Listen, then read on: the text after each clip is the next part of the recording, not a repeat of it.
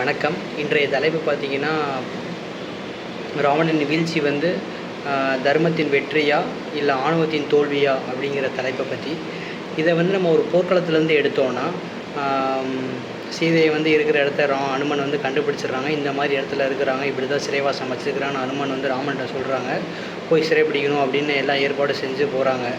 அப்போ பார்த்தீங்கன்னா, அப்போ கூட ராவணனுக்கு வந்து அந்த ஒரு எண்ணம் இல்லை. ஒரு வானவ கூட்டம் வந்து நம்மளை அழிச்சிருமா, அந்த ஒரு கீழ்மையாக நினைக்கிறத நினச்சி நான் ஜெயிச்சிருவேன், அந்த ஒரு இதில் போய் தைரியமாக போய் நிற்கிறாரு. ஃபஸ்ட்டு பார்த்தீங்கன்னா, கும்பகர்ணனை போய் இது பண்ணுறாங்க. அவரை வந்து வாயு இது மூலியமாக அழிச்சிடுறாரு ராமன். அவர் வந்து கும்பகர்ணன் வந்து எவ்வளவோ சொல்கிறாரு, வேணாம் நம்ம பண்ணுறது தான் தப்பு அப்படின்னு சொல்கிறாரு. ஆனால் அந்த இடத்துலையும் நிற்கலை. இது மூலிமா இருந்தது ஃபஸ்ட்டு கும்பகர்ணன் இழக்கிறாங்க. அடுத்து வந்து அவங்க மகன் இந்திரஜித்தை போய் இது பண்ணும்போது, இது வந்து நீ என்கிட்ட முதவே இந்திரஜித் வந்து அப்பா சொல்ல மீறாமல் நீ என்னிடம் நீ முதலே சொல்லியிருக்க மாட்டாயா அப்படின்னு கேட்குறாரு.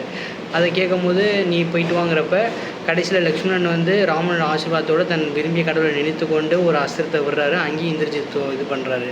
ஆனால் அப்பயும் நினைக்காம, தன் ரெண்டுத்தையும் நினைக்காம, தன் மனைவி சொல்லியும் கேட்காம, கடைசியில் பார்த்தீங்கன்னா ராமர் போய் இங்கே போய் நிற்கிறாரு.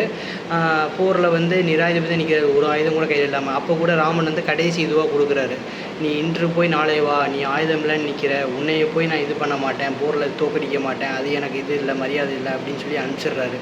மறுநாள் போகிறாரு, பிரம்மாஸ்திரத்தை பயன்படுத்தி ராவணனை அழிச்சிடுறாரு. அதாவது ராமனோட குழந்தை பருவத்தில் அந்த காலத்துலேருந்து பார்த்தோம்னா அவருக்கு ஒரு பல கஷ்டங்கள் வந்திருக்குது.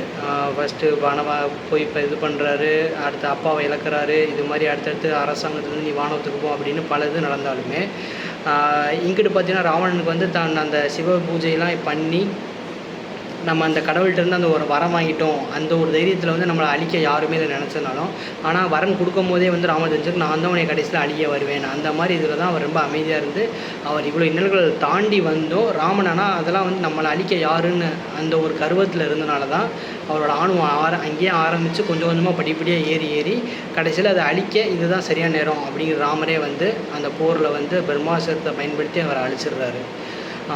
இதுலேருந்து பார்க்கும்போது ஆணுவம் என்ன தான் இருந்தாலும் வந்து கடைசியில் தர்மம் தலை காக்கும், அந்த இதை வந்து உயர்த்தி நம்ம வந்து தர்மத்தின் வெற்றி தான் ராவணன் வீழ்ச்சியே அப்படிங்கிறத முடிக்கிறோம்.